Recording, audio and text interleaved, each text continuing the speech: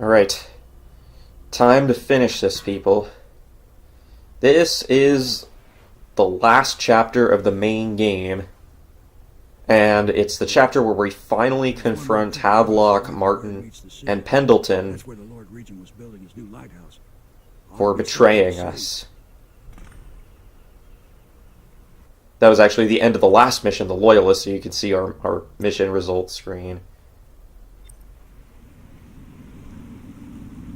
This is it, sir. I suspect Havelock, Martin, and Lord Pendleton landed there a while ago and went into the lighthouse. Knowing them, they're not giving up without a fight.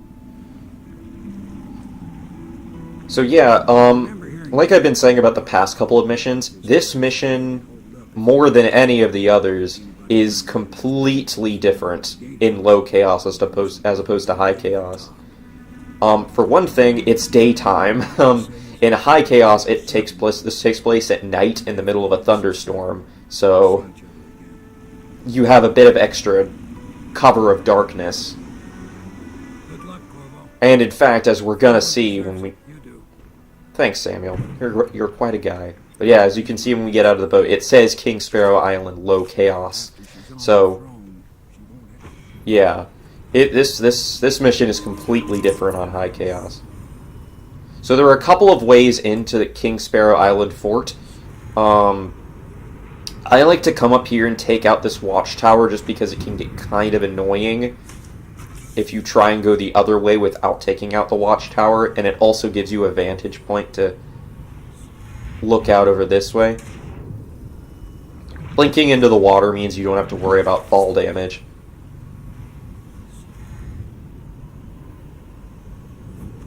Make sure you wait for this guy to go away, because he will be able to see you if you don't.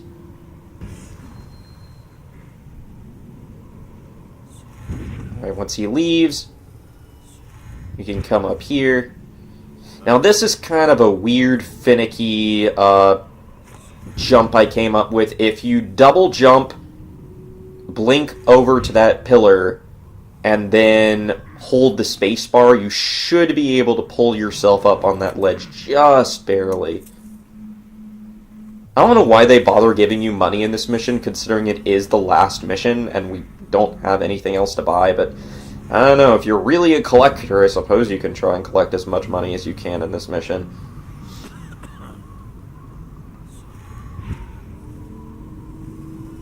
This balcony is the safest way over here to the lighthouse tower.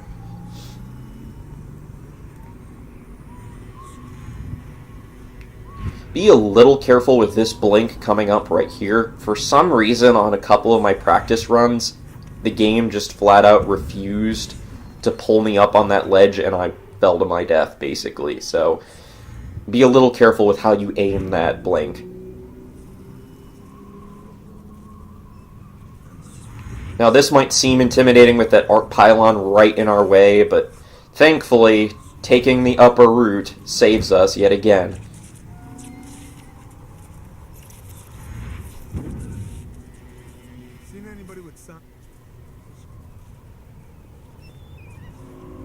Alright, now, before we can actually get onto the elevator, there is a key that we need. You do have to be a little careful of these guards because they can notice you up here.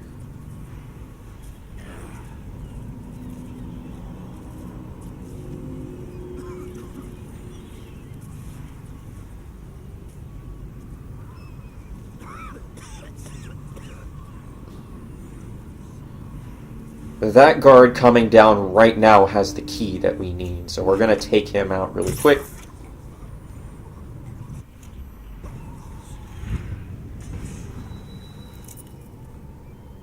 If you just wait for him, he will eventually go down to that balcony, and it'll be really easy to sneak up on him and choke him out and all that other good stuff. I know that was really quick, but that was actually the hardest part of the level, getting past that guy and over to the lighthouse itself. This last bit right here feels kind of like the climb before a final boss and like a different game, like Zelda, so to speak. It's reminiscent of like the Final Climb and Ocarina of Time and all that other Wind Waker and all those other games. It's not super challenging. I think there are a grand total of 4 guards on this climb. We just took out the first one, and he's just facing down over the balcony like an idiot, so... Yes, of course. Here's the second one.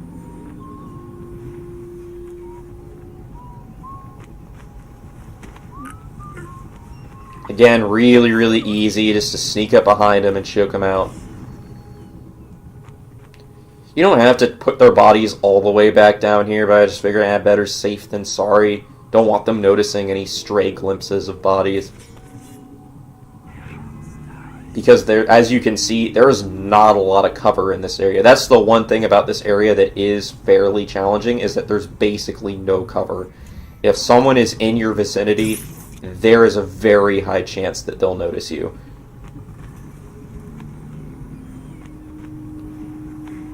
Thankfully, the last 2 guards are very easy to separate and then sleep dart, so... Alright, those are the last normal enemies in the game, so... Hooray! Now, it's just one final ascent up to where Havelock and the others are.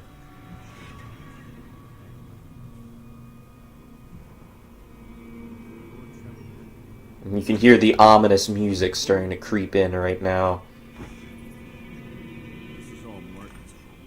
And there he is. There's Admiral Havelock. Corvo hadn't been so damn good at his job. Now, you don't have to take out Havelock. As you can see, it was an optional side mission to take him out. But, it makes it easier just to grab the key if you do knock him out. So I go ahead and do it.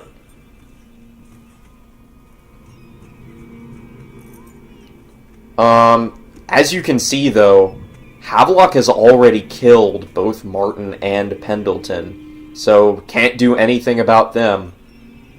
But anyways, once you have that key from Havelock, one way or the other, all you have to do is just come over here, let Emily out of her room, and that's it. We've just beaten the game. Congratulations. If you've done everything I've done, or done it your own way, you've just beaten Dishonored without killing a single person. So ends the interregnum, and now Emily Caldwin the First will take her mother's throne. And here we're seeing the good ending. I guess you could call this the good ending. It's definitely the best of the endings that you can get because it's low chaos. Those who seek to exploit her. The higher your chaos level, the worse your ending will be. You watched and listened when other men would have shouted in rage. You held back instead of striking. So it is, with the passing of the plague and Emily's ascension, comes a golden age, brought about by your hand. So it looks like from that, Piero and Sokolov joined forces and actually did come up with a cure for the plague.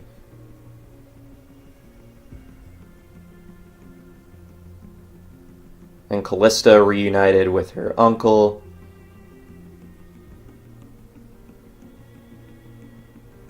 Decades hence, when your hair turns white and you pass from this world, Empress Emily, Emily the Wise, at the height of her power, will lay your body down within her mother's great tomb, because you are more to her than royal protector. You're her baby daddy. Alright, so that was Dishonored. Thank you all for joining me on this journey.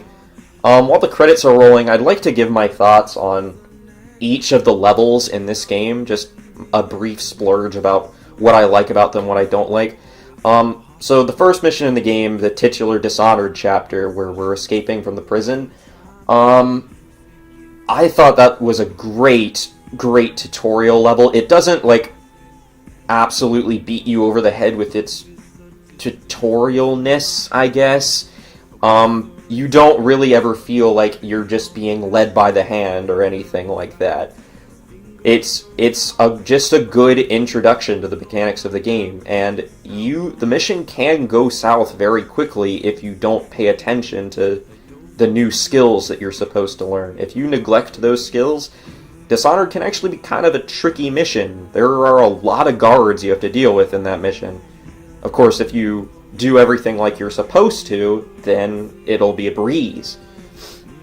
The second mission, High Overseer Campbell, you all probably remember that was the longest chapter in the game, at least in terms of this playthrough, and part of the reason for that is because we did that side quest with Granny Rags just so that we could get a couple extra runes early on.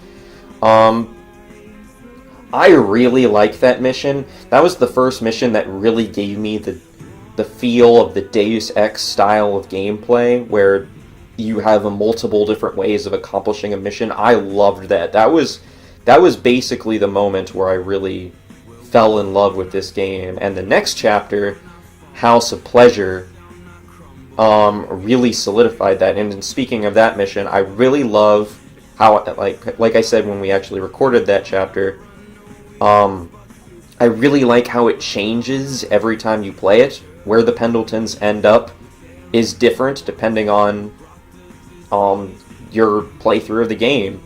And that's pretty great. The actual place itself, the Golden Cat, is pretty different compared to everywhere else you visited in the game so far, and I really liked exploring that building in particular.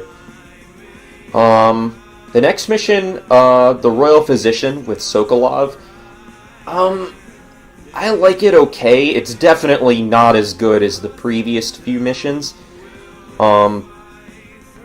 Mostly I just don't like how linear the majority of the mission is. I don't really like going into the bridge and disabling the spotlights. I mean, I get like the point of it in the context of the mission, but it just wasn't as fun to me as going through Sokolov's mansion. And speaking of Sokolov's mansion, we didn't really even get to see any of it in this run because, well, we took care of Sokolov non-lethally and as quickly as possible, so we just went straight up to his balcony and took him out. If you go through his mansion, going through his mansion is way, way, way more fun, and there's a lot of money. I think there's a rune down there. Actually, no, there's not a rune down there, but there is a lot of money that you can pick up if you go through Sokolov's mansion, and it is a lot more fun to do. But because I wanted to do this as quickly and painlessly as possible, I just went out and took out Sokolov. So if you really want to get full enjoyment out of that mission, you do go through Sokolov's house. The next mission, as I said, Lady Boyle's Last Party, that is my favorite mission in the game. I really love the variety that they included with the three Boyle sisters and their different personalities and how that can affect how the mission plays out. I really like sort of the atmosphere that you get sort of mingling in the party. I really like how aloof all of the nobles are in their views of the plague. Like, literally, if you talk to some of them, they're just like, oh, I hope this plague lasts forever because, oh, these Night Watch are really, really great. Or something like that. Yeah, I love the atmosphere of that mission, and I especially love outside the mansion. Things are just as bad as they always are. There are weepers in the streets and buildings. There are tall boys patrolling and blowing up any Weeper insurgents. That's just a great mission overall in terms of atmosphere and in terms of level design as well. The Lord Regent's mission, Return to the Tower, I also really, really like. And also, kind of like Sokolov's mission, the Royal Physician, I'm kind of bummed that we chose the quickest way through it, because that mission is really, really enjoyable if you see all that that level has to offer. If you go through the entirety of Dunwall Tower, if you go in and confront the Torturer, if you go and confront Hiram Burroughs in his bunker, you will get a lot out of that level if you really play it through to its fullest. Of course, I also really love that it's really, really, really easy to take out the Lord Regent if you do it non-lethally. I love that that's something that they included. The next mission was the Flooded District, and I'm not going to lie, the Flooded District is definitely my least favorite mission in the game. I just really... I'm not a fan of the whole crumbling buildings aspect of navigation. The crumbling buildings make it kind of difficult to navigate through the Flooded District, and very difficult to sort of plan routes through there. And also, in that level, it's fairly long, it's fairly linear, and you're dealing with some of the most annoying enemies in the game. Like, that enemy has very few members of just the straight-up Night Watch, and it goes full-on. Like, the first half of the area is chock full of Weepers, especially on High Chaos. And there's that tunnel at the very end that, like I said, is really, really chock full of Weepers if you do play on High Chaos. There's also that Dowd's headquarters that has a lot of assassins that I hate so much. And then there's that one courtyard that's full of tall boys. So, not very fun. But once you figure out a good route through there, it's not so bad, as you saw. The Loyalists chapter, I'm kind of about that mission. I didn't think I'd like it because it's really just a whole crap ton of enemies all just thrown into the Hound Pits pub. But honestly, I like it okay. I like the idea of, well, if you know your way around the Hound Pits pub, you'll be just fine. If you don't, then you might have some trouble. It's tricky, like I said, but if you can figure out a good way through, it's really, really fast. And like you saw when I did it, it was the fastest mission in the game by far. So, and the last mission, the light at the end, I'm surprised how fast that mission is. Honestly, I'm kind of disappointed. I wish it was longer. I wish there was more to that level. I wish there was more challenges. Because as it is, it's just straight up, there's a bunch of Night Watch and Overseers, and that's the only enemies in the game. I would have loved, in the level, sorry. I would have loved more of a variety. I would have loved to see some tall boys, some assassins even, some Weepers, I don't know. Anything to make that level feel different, because as it was, it just felt like a pretty standard fort. But it was alright, I guess. I love the final confrontation at the end with Havelock on both high and low chaos. Actually, that last encounter is it feels pretty epic, partly because of the music playing in the background. Overall, I really love this game. I love, as I said, the Deus Ex style of gameplay. I love the variety in the missions. I love how you can play this game 5 different times and have a different experience every time. That's great. That is amazing. I love games that, have replay value, and a lot of replay value, and this is definitely a good example of that. But we're not actually done yet. As you guys know, there are 2 DLCs in this game, The Knife of Dunwall and The Riches of Brigmore, and we're going to play through both of them, and we're going to do the same sort of thing. Ghost, clean hands, low chaos. And both of them are pretty interesting. So I hope you guys like them a lot. And I will see you for that. So take care, everybody. I'll see you in the DLC.